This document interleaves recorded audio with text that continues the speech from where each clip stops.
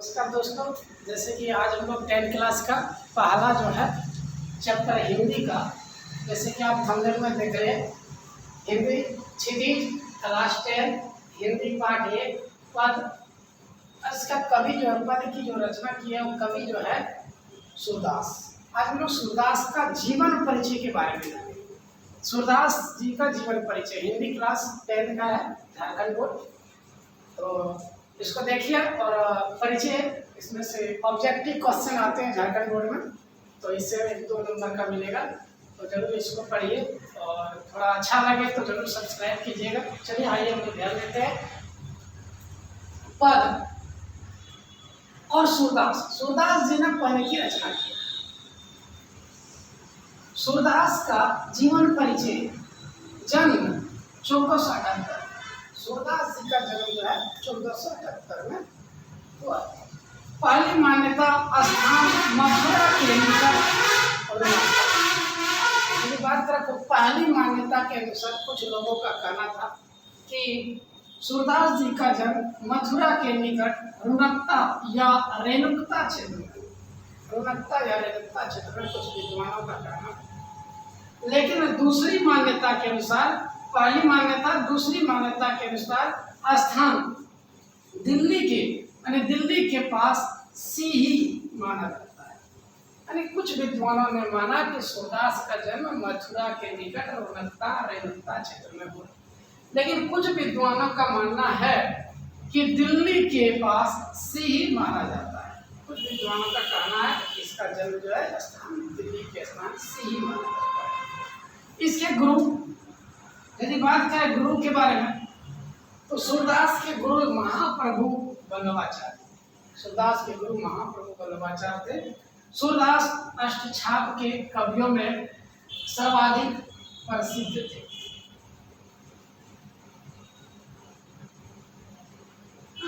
सूरदास जो है अष्टछाप के कवियों में सर्वाधिक प्रसिद्ध कवि है।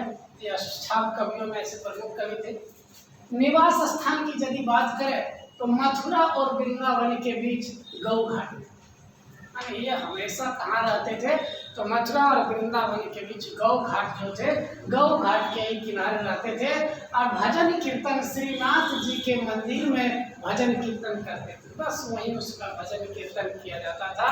एक बार लोगों ने सूरदास जी जब मंदिर में भजन कीर्तन के साथ जब दर्शन करने, भगवान को पूजा करने जा रहे थे, तो लोगों ने इसका एक मजाक उड़ाया।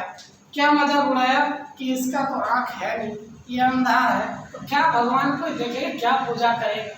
तो इसका उत्तर था कि भले हम भगवान को नहीं देखते हैं, लेकिन भगवान अवश्य हमें देखता है ना, इसलिए हम भगवान से पूजा करते थे। तो उन लोगों को बड़ा बेखूबी से उसको उत्तर दिया था। सूरदास जी जहाँ भी रहे अपने कृष्ण के बारे में बहुत सारी बातें किया। तो भजन कीर्तन श्रीनाथ जी के मंदिर में भजन कीर्तन करते थे। मृत्यु की बात करें 1583 में सूरदास की मृत्यु हो गया। जन्म हुआ था 1478 और मृत्यु 1583 में उसकी मृत्यु हुई। स्थान पारसोली में सूरदास की जो मृत्यु हुआ उसका स्थान था पारसोली में। प्रमुख 3 ग्रंथ सूरसागर, साहित्य लहरी और सूरसरावली। सूरसागर, साहित्य लहरी और सूरसरावली 3 ग्रंथ के उसने प्रमुख ग्रंथ थे, उसके बहुत फेमस ग्रंथ थे। इन तीनों की रचना की। सर्वाधिक लोकप्रिय सूरसागर, पहला जो ग्रंथ है बहुत लोकप्रिय हुआ। सूरसागर जो है अत्यधिक लोकप्रिय हुआ।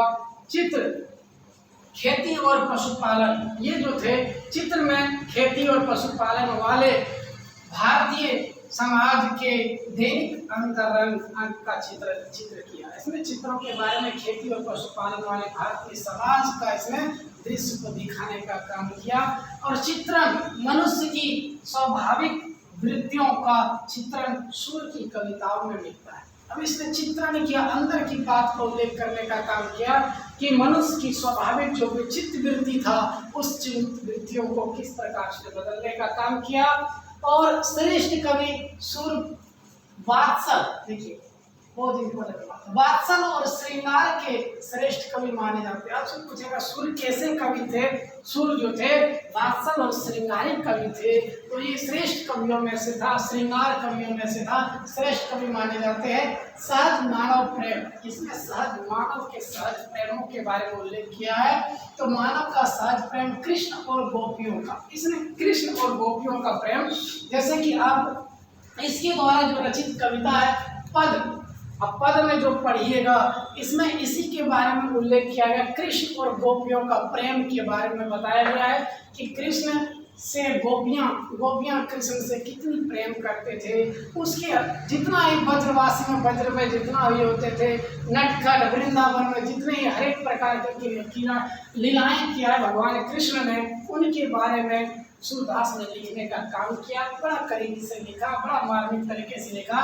हीनता बोध, मानव प्रेम की गौरव गाथा के माध्यम से सामान्य मनुष्यों को हीनता बोध से मुक्त किया। इसने गौरव गाथा और मानव को हीनता बोध से मुक्त करने का काम किया।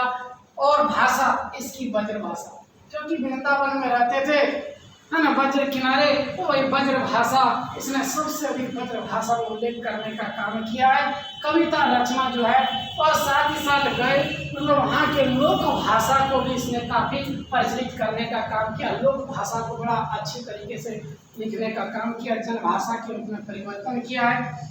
इसकी कविता की यदि बात करें, प्रमुख कुछ कविताएं हमने लिखा है। मैया में नहीं माखन खाओ, है ना, मैया में नहीं माखन खाओ। मैया में माखन खाने के लिए वो माँ से अपने मांग रहा है, तो मैया में माखन खाओ। दूसरा पद जो इस कविता में पढ़ने वाले 10वीं क्लास में पद जो कृष्ण और गोपियों की लीलाओं के बाद उल्लेख किया गया है।